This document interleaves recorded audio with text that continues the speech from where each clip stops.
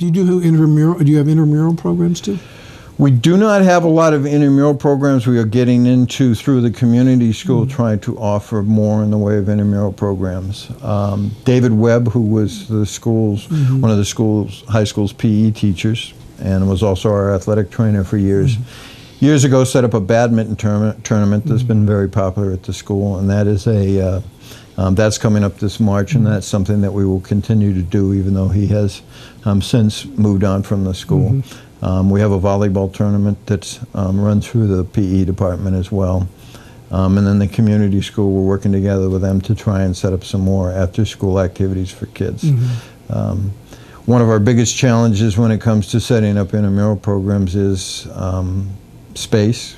We're tight for gym space, in particular in the winter months, and also from a standpoint of people to run those programs. We talked about coaches. To find more people that are qualified to run those kind of programs can be difficult. Right. But let's take that a step further and talk about adults. And there is now as I understand it, at least one and maybe a series of soccer programs for adults that is probably informal, run outside the school system. But is there first of all, is there space for any kind of adult program? For example, a winter basketball program. Is there a space for an indoor soccer program? What has been your thinking about that, and where do we go with that? I mean, space in adult programs and community programs, and that's one of the reasons that we've been meeting with and talking with the community school. There is always a need here for activities, in particular physical or athletic activities, for adults as well as kids. There is a tremendous demand for gym space, use of gym space. Currently we have 2 gyms in the building that I work out of the high school, middle school. We have the middle school gym and the high school gym. This time of year, those gyms are booked up with our basketball teams. Each, the girls and the boys team, they're 3 levels of each, and we just don't have enough hours in the day to offer a lot from a standpoint of the use of those spaces to the community.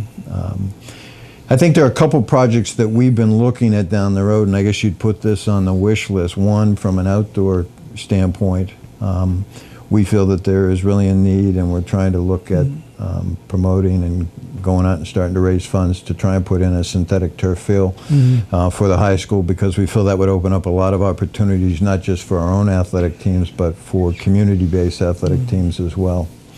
The other is that somewhere down the road, or maybe even connected to that project, to have a community center, and within that community center, hopefully to have another gym space, workout rooms, daycare centers, things that the community can use where people can come in and can get exercise or run a meeting or run a class from a standpoint of community-based activities. Is there even a regulation basketball court outside now that people can use? The only courts that you mean outside of the school, outdoors? No, outdoors, yeah. There are outdoor courts, and the school did improve those outdoor courts this last year. There's a parking area that is between, or right behind the entrance, or by the entrance to the football field. Within that area, there are 4 baskets in there. We just put up new backboards and rims in there this past summer. Those did get quite a bit of activity through the end of the summer and into the fall months, obviously. This time of year, it's kind of hit or miss what the weather's going to be. Right. But the days where the weather's good, you will see people out there playing. In terms of moving something forward for adult athletic activity, what do you see the role of the school and the athletic department in that? I think the role is just for the athletic department to be a key component of that, certainly to help to push that, because obviously we're working towards all of our student athletes becoming, good young adults. We'd like to see some of those good young adults come back to the island and make their living and their lifestyle here. And I think the more that we can offer as a community, obviously, the more interested they may be in coming back. physical activity is something that is good for all individuals, and the more avenues that we can offer from a standpoint of getting people active, that's really what we want to do, whether we're in the school or out of the school. What else should we know about the program? I think that, you know, from a standpoint of the state of Massachusetts, I think our rate of participation is very high. We go somewhere between 67 and 69% that of our enrollment at the high school level that participate in our sports programs, which is high. It's a good thing for the kids. Obviously, we want the kids physically active after school. I also think that, you know, we're very proud from a standpoint of our student athletes and how they achieve academically. This fall's the team that won the GPA for highest GPA was our girls soccer team. With a GPA that was just below 4.1, that team had 28 student athletes participating on it. Of those 28 student athletes, 20 of them received either certificates for honor roll status or plaques for principal's list status. So our student athletes are both successful on the athletic fields as well as in the classroom, and that's what we really are striving to do. Athletics is part of the educational process. We believe in the well-rounded education and try to help our kids through athletics become better in all aspects of their lives. What we're really trying to teach through athletics is a set of values, work ethics, commitment, pride in what they do. We promote our athletes as the ambassadors to the school, and that participating in athletics is really a privilege, not a right. And we want to make sure that our kids go out there and represent our school and our community well. Do you ever turn away kids from participating on those teams, except for perhaps behavioral reasons, something like that?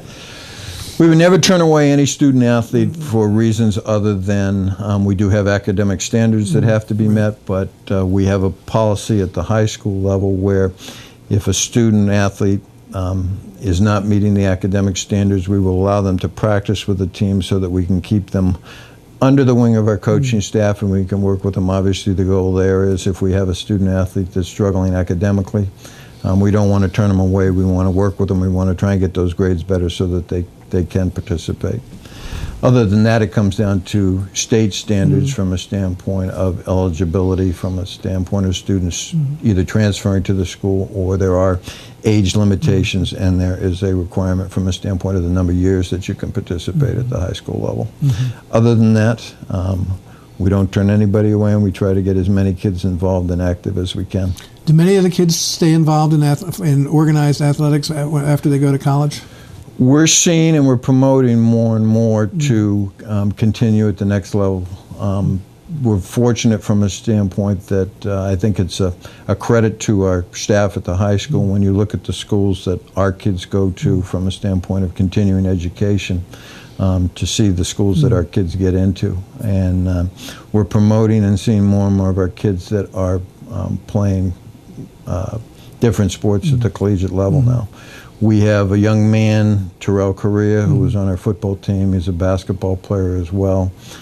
He is headed to UMass. A UMass football program turned to a Division I this past year, and he has been offered a full 4-year scholarship to attend UMass and to play football there. That's so great. He will be the first Nantucket student athlete that will be competing at Division I level. So that's fantastic. We're wishing him the best and hope that all turns out well for him.